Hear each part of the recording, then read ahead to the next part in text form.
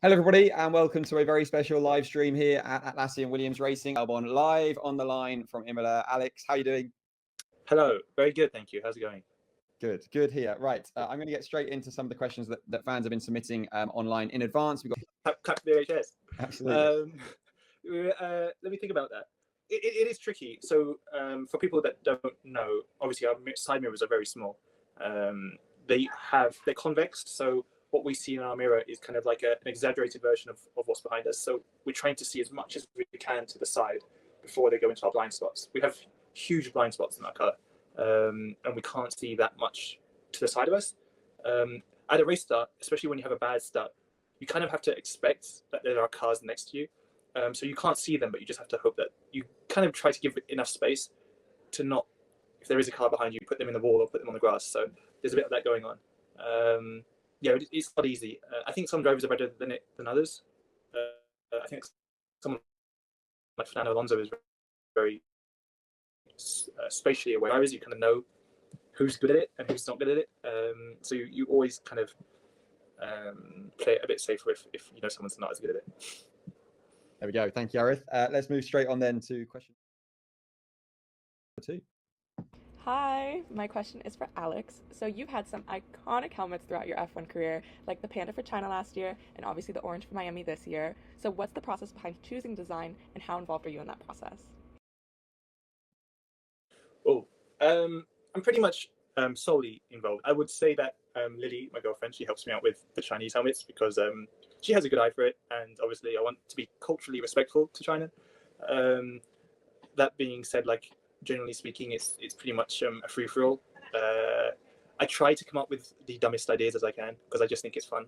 And there's all these like special helmets, and I do serious ones, of course.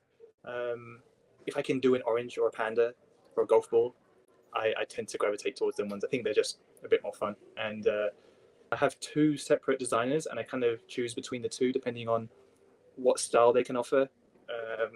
My chair just fell, sorry. And I have 1 painter. I have 2 painters if I need to, in case the timelines are really tight for my first painter. And that's kind of what I work with. So I used to get really involved with the whole process.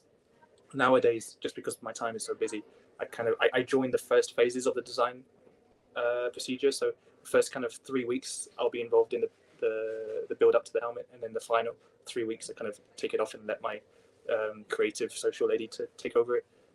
It's about, generally from start to finish, it's about a 6-week process. One non-racing object in the cockpit for good luck. What would it be? Wow, good question. What would I put? A lucky cat. Like a little bit of a keychain situation and let you hang up on your rearview mirror. But I don't know where I could dangle it on the halo. There we go. Yeah, that'd be so cute. That it would do that. Thank you. Very nice. Which job in the paddock would you secretly love to try? Secretly love to try. There's not. Okay, well, let's avoid marketing. That's or socials. That's well out of my. I couldn't be further away from that. Well, the obvious answer would be team principal, but I don't think I'd like to do that job.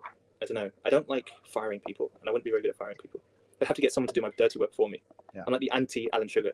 I need like an accomplice who does it for me. So I would say, I don't know. I would say a mechanic that's doing the pit stops. Someone in that role. I think that would be quite fun. Otherwise, if it wasn't for that, I'd be lost. Well, luckily you're a pretty quick driver, so there's no need to think about that. Right. Do you have a favourite section of the Imola circuit? Favourite section?